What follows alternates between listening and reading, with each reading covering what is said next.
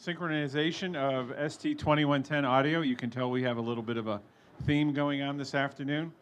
I'm very happy to introduce Andreas Hildebrand from Ravenna, and he gives a very engaging presentation about synchronization. So please enjoy. Thank you, Wes. So good afternoon again, and thanks for staying that long. Richard, no, don't leave. You've been here all time. So my name is Andreas Hildebrand. I'm working for ALC NetworX out of Munich. ALC NetworX is the inventor and maintainer of the Ravenna audio over IP standard, which is fully AES-67 compatible and in line with the 2110 audio specifications. Just as a background, I'm also full-time participant of the AES-67 standardization group as well as the 2110 standard drafting group. So this is about timing and synchronization within the audio side of things, but all this also applies to the video side, although there are a few more twists on the video side. So, timing and synchronization. If we talk about timing and synchronization, we first need to understand what are the requirements when we look at audio use cases. So, what we definitely want to have from a transport system is media bit transparency. So we don't want to have to deal with sample rate conversion, and as consequences that all streams, all devices need to have to run on the same media clock, not just nominally the same clock, but the real same media clock. Otherwise, you will experience pops and clicks, as you know from the old days when devices have not been in proper synchronizations. Furthermore, we want to be able to operate different sample frequencies on the same network. So we don't want to switch the whole system to a particular sample rate. We want to be able to distribute whatever we like for particular applications on the network. We certainly want to have low latencies. We don't want to have, second-long latencies just by using IP networks. And what we also want to have is time alignment, very, very strict, precise time aligning between any two or any number of media streams. Because what we actually want to achieve is, for example, send out two mono streams as a stereo signal routed to the speakers, and we want to have a very, very precise stereo image being reproduced. So we need time alignment between any type of media streams, or lip sync between video and audio. That needs to be precise. And of course, in the old days, we used this green house clock cable running around. If we have a network, we don't want to have that anymore. We can have green cables, but network cables. As a consequence, we can say that the clock reassembly from an incoming stream is definitely not appropriate. When we transport an IP stream from A to B and only have that one sender and one receiver involved, we could easily regenerate the sample frequency from an incoming stream. This wouldn't work in a larger production system like 2110 or AES-67. Also, the pure distribution of clock frequency, master clock beats, is not appropriate because we can't get time alignment between streams. We have the same frequency at all devices, but we can't time align the streams. We don't know when a particular stream has been instantiated. So what we need is a common understanding of absolute time in each participating device. What are the precision requirements then? So what is the accuracy we require in these devices? How precise does the time have to be distributed? Well, if we look at audio and video and all the other participating gear, we can almost always say that audio applications have the highest precision demands. So what we definitely want to achieve is sample accurate alignment between any two or more streams. So we definitely want to know if I play out samples, they are accurately aligned to their original timing. So that translates into certain numbers. At the most commonly used sample frequency of 48 kilohertz, we need a time precision down to plus minus half a sample time. That is 10 microseconds, plus minus 10 microseconds. And as we go up with the sample frequencies, the restrictions are getting smaller, of course. Well, we also want to be able to distribute the word clock through the network. So getting rid of the green cables. Now, there's a standard for word clock precision. It's called AES-11. That calls for plus minus 5% maximum jitter wonder tolerance with respect to the sample frequency, and that translates into even tighter numbers. So now at 48 kilohertz, we must be able to meet or to match an accuracy requirement of plus minus 1 microsecond. And if you use higher frequencies, it gets even smaller, that number. So 250 nanoseconds in absolute time precision, that's quite a requirement. So how does that work in 2110 or AES-67 environment? Basically, we require that all nodes, all participating devices have their local clocks. So every device has a clock. These clocks are precisely synchronized to a common reference clock. We call them wall clock or network clock in some places, so it's a common reference clock. And this is achieved through an industry standard protocol, which is called PTP, Precision Time Protocol. Some folks are using an older standard. It's the version 1, which has been published in 2002. We are using PTP version 2 here in ST2110. It's been published in 2008. It's valuable to know that these versions are not compatible. So you can't mix and mingle PTP version 1 and PTP version 2. You have to either use version 2 or version 1. So we're using version 2 here.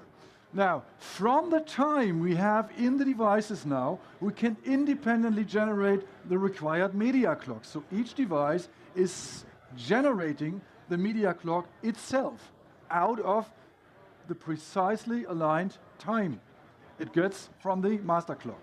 How does that work? So we have a master clock, that's our reference. In professional application, that will be referenced to GPS. It doesn't have to be referenced. As Thomas has mentioned, at one point in time, they had a grandmaster serving the 1st January of 1970 and so on. But in professional applications, we have GPS reference for the master clock. But then we have the local clocks in the devices, and PTP is being used to precisely synchronize these independent local clocks to the master clock. And then, if I have precise time, I can generate any frequency I like out of time. Frequency time is a direct relationship. So, and if this is only precise enough, if I then match the independently generated media clocks on top of each other, I won't see barely any deviation in these media clocks. That's the idea how we get media clocks out of precise time distribution. So, by utilizing this scheme, we can generate any desired media clock. 48 kilohertz, 44.1 kilohertz, 96 kilohertz for 90 kilohertz for video or whatever. And of course, since they are generated at the device level and not at the network level, I can operate streams, signal transport with different media clocks on the network concurrently.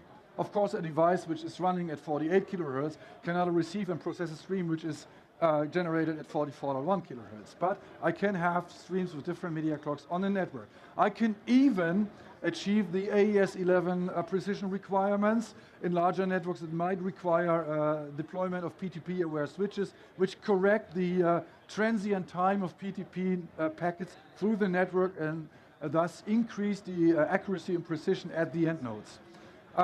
Synchronization across facilities is even possible by referencing the local master clocks to GPS. So they're running on the same reference, which is, this combination of satellite flying just above us. Now, and the trick is how we get the time alignment into the system, that any essence data which is taken in on a sender node, let's say an audio is being sampled in at a transmitter, that is related back to the actual time of that device. So actually any sample which is generated receives a very accurate, precise time relation, a timestamp, within plus minus 1 microsecond or below with respect to absolute time. Now, how does that work actually? We have basically 3 types of clocks in the system. It's the wall clock, the reference clock provided by the grandmaster, and we have a local copy of that in the devices through PTP. We have a media clock, which is derived from the local clocks. We have seen that in the illustration before. The media clock is derived from the local clock. And now once I instantiate a stream actually transporting the data, that is derived from the media clock. So these are 3 independent but related clocks in the system. And of course, illustrations always tell more than bullet points.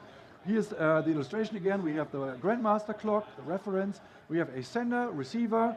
Those devices have their local clocks being synchronized through PTP, so they carry exact the same time as the grandmaster. We have media clocks, which are back related to the system clock. So let's say we have 48 kilohertz media clock being generated with reference to the local clock. And once, of course, the receiver has the same subset. And once I create a stream following that media clock, that is running on its own RTP stream clock. That's the way the whole standards are designed.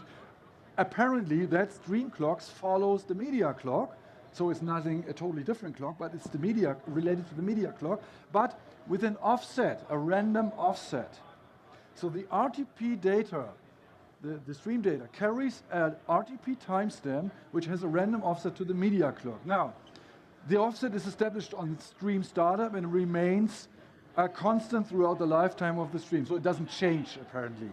And the reason why we have a random offset is that the IETF, who designed the RTP standard, was worried about crypto attacks because the timestamp is inside the RTP protocol frame, and if we use encrypted RTP streaming for data encryption, if it would not be a random offset but a given offset, there was a hook for a crypto attack. So they said, please, every stream needs to use a different offset. Now the problem is, if we don't know the offset on the receiving side, how could we align that stream to the absolute time of the receiver? And there's another mechanism which kicks in. That random offset is conveyed from the sender to the receiver through what we call an SDP file. That's basically a data set which is transported from the transmitter to the receiver out of band. It's not part of the RTP data.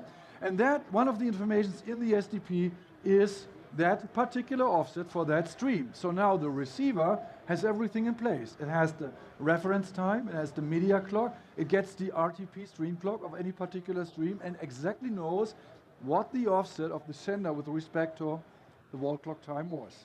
That's the way how it actually works. Now, the 2110 folks thought, this is all too complicated. We don't need this with a random offset. Why would we want to use that? Make it simple, make it easy, make it straightforward. So they require that this offset of any stream is always 0. So essentially, all created streams look like they would have been created at the origin of time of the reference clock, of the wall clock. Most of the time at PDP, it's the 1st January of 1970, so it looks from the receiver point of view, oh, I see a stream which had been started at the origin of PDP time, and now, since it knows the actual time, it can exactly align that stream for playout purposes. It looks pretty much complicated, but it's for those who are interested in how the synchronization works, this is important to understand, because these are standard principles. They are in existence for years now, even before SMT 2110 has ever been defined. So that's the basic picture on how this works. If you look into an RTP packet, for those who are interested in how that is actually being transported, we have an RTP header, and we have the RTP payload. That's where the audio or video data is transported. And in the header, there's a field which is called timestamp.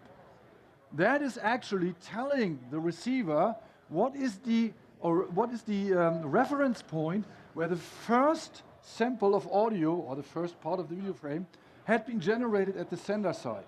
So that timestamp indicates when has this particular payload been created. Now, for linear PCM audio, this is not a timestamp, this is a media clock counter. So it counts the number of media clocks which have been passed since the origin of time. Now you can imagine that since the 1st January of 1970, quite a large number of media clock intervals has been passed.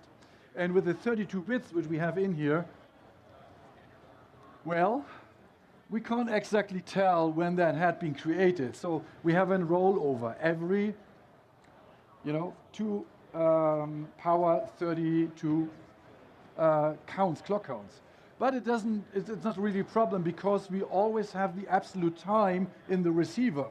And now the rollover is 1 day in duration. So it's about 1 point something day when a rollover occurs, which in turn means, well, you can exactly, by doing a modulo calculation, an exact calculation when has that stream particularly with that sample particularly being created. So we are not worried about this limited space which can only hold media clock counts for just about 1 day. So you're not worried about that. That works out perfectly. Now, we have absolute time reference for any incoming sample. What we also want to have is a fixed or determinable latency for any particular link. And that can be achieved by taking the time at the ingress reference point, which is the point where the sample is being taken into the device. Then all the networking stuff is done, the packet is being prepared, things are stuffed into frames, the packet goes onto the network, it's transported across the network, it's received by the receiver, it's unpacking the content, and then it's presenting the samples to the output stage. And this is our reference point for ingress and egress. And what happens is we know that reference point. We know what exact time it is. I mean, now we can tell the receiver, I want to play back any particular sample, let's say 3 milliseconds after it had been generated. And since we have the exact ingress time, we know exactly, taking into account that this may have taken 2 milliseconds or 2.5 milliseconds to run through all these stages, we know exactly how further we have to delay any particular sample before it's precisely played out at the given or determined link offset to the output stage. That's the link offset which is vital in AS67 and 2110. And now the last part is, how do we align streams with respect to each other? Very simple. If let's say we have 2 microphones running independently on the network, the audio event is captured by the microphones apparently at the same time. They receive a timestamp, and then the streams get transported. And one stream arrives at the receiver earlier than the other stream, which would be bad usually. But since the receiver knows the generation timestamps, and they are coming in like this from the point of view of the receiver now, it exactly knows by looking at the differences and looking at the desired playout time, how long it has to hold up any of these incoming samples in order to match them again at the playout stage. That is how streams are related with respect to each other. So lots of fundamental principles here to understand how time alignment, regardless if it's for lip sync or keeping the stereo image or whatever, is done. If we look at a typical production workflow timing, we have a video stream originating from a camera. It's passing a number of processing stages before it's finally receiving the playout device, let's say a display or whatever. Now, the overall delay is a sum of link time, processing time, link time, processing time, link time. So it takes some time for the samples to arrive here at the playout point. If we have an audio stream which maybe just passes one processing stage, it probably arrives much earlier at the designated playout point. So what we have to do actually is to use a packet buffer at the receiving stage, at the final receiving stage, which holds up the audio packets so that they can match up with the longer duration of the video transfer with respect to the origin. So there's a buffer which needs to be adjusted in order to have a perfect alignment of audio and video streams. Now actually, all network devices have these kind of buffers because they need to cope with packet jitter, which may be generated by the network itself. So packets coming out of a device will not be received once traversing a network in a very isochronous way. So there's always packet jitter, and that's why we need these buffers in each and any participating device anyway. And it's just a matter of what numbers do we dial into these buffers in order to finally have a fully aligned playout of audio and video. Now, so the question is, how do we actually achieve the synchronization across a variety of processing stages? The problem is, if you have followed me to this point of the presentation, any stream leaving a processing device is always a new stream. So we have the microphone signal originating, receiving a processing device. the audio is unpacked, it's processed, and the newly processed audio is being packed into a new stream. That new stream has a new alignment, it receives a new reference time with respect to that particular device. So we lose the alignment of the original essence, at least on the RTP level. So how we cope with that? Because once we lose the original alignment, we cannot tell the other devices how much delay they should apply to have a perfect alignment for two different streams again. So we have several possible solutions we can use. Some people suggest that we use the original time alignment for the new stream, so we reuse the old RTP timestamps after the stream leaves a processing stage, so we reapply the old timestamps. That might result in some negative effects, as if we run this across a number of stages, that the offset is of course apparently always increasing, so the difference to the reference time is getting larger and larger and larger, and that might overflow any downstream reception buffers, which may only have a limited buffer amount to cope with. And then if we're mixing two essences in a processing stage, two independent streams, and then generate a new stream, which of that should serve as the original timestamp? Furthermore, how does the processing device know what the original time of the processed essence actually was? Keep in mind, most implementations receive packets, they unpack the stuff, and then they forward it to an I2S audio interface to the host device. The host device does some processing and feeds back audio samples through the I2S interface before it reaches the time domain of the network processor again. But how does the network processor know how long that transition time or processing time was? There's no standard weight for that. So it can be done, but it achieves some problems need to be solved.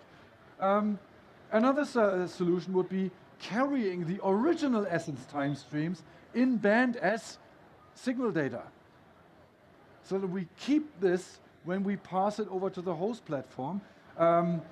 That basically would require a new payload format, because the payload format we are using right now is linear 24 bits. There's no space for any time information. So we would have to define a new payload format, or we need to make use of the so-called header extension, RTP header extension mechanism, where we stuff the payload data plus this time data into RTP packets. That has some negative effects in turn, because it decreases the payload size, the possible payload size of the packets. So it can be done, but we have to cope with some drawbacks. And then we could also suggest to carry the original timestamps as an out-of-band metadata information. So you're not connecting it to the RTP, which is a pure transport standard, but transfer the information when particular streams have been generated as an out-of-band information, as a metadata stream to the receiving devices. Actually, that will require new standards, but the good news is these standards are in the works.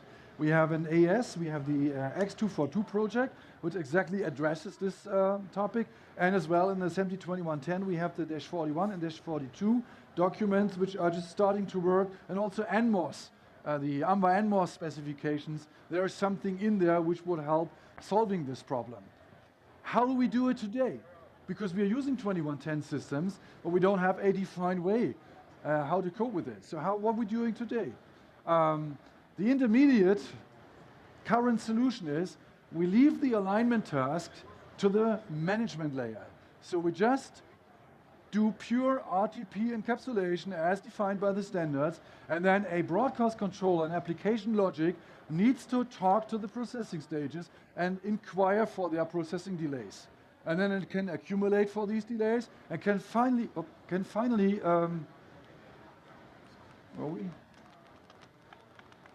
sorry, my fault.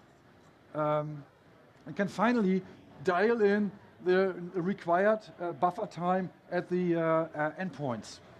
So here's the picture again, which we had in the beginning. We have these individual buffers. We add a broadcast controller and application logic that actually can control the individual buffers, so the delay times in the individual buffers. but it also needs to inquire about these processing time delays. So by knowing what it sets into the buffers for the de-jitter buffering and knowing the processing time of the devices, it can perfectly calculate how much additional buffer time we would need for that particular playout device in order to have a perfectly time-aligned playout of audio and video and audio streams which cross different processing stages. That's what we do by now. And this application logic can also just be your eyes and your ear and dialing in a desirable delay to achieve lip sync at the playout stage. That's the most manual and easiest way of applying application logic to solve this problem. Again, we can envision automatic systems which inquire about the various processing delays in the stages. So that's basically the situation as of today. When it comes to synchronization, we have perfect means for synchronizing between any individual two streams without crossing processing stages by comparing the RTP timestamps with reference to the wall clock time. What we don't have yet is a perfect solution how we cope with the individual processing delays inside subsequent processing stages in order to achieve the perfectly aligned playout here. We have solutions for this, potential solutions, and for now we do it by the intermediate logic of knowing what the processing delays are and then dialing in the appropriate link delay for particular devices. So it's a mixture of automated process and human brain depending on what application case you actually have. So that's the status right now. I guess this is not an easy topic for an afternoon presentation, but it's a very, very important, very fundamental topic. And I guess, we have a few minutes left for questions. Okay. If anybody has any questions, please let me know. We'll get you the mic. Here, one question that's always bugged me about PTP. So, can I use PTP to make sure that my staff meeting doesn't cut into my lunchtime?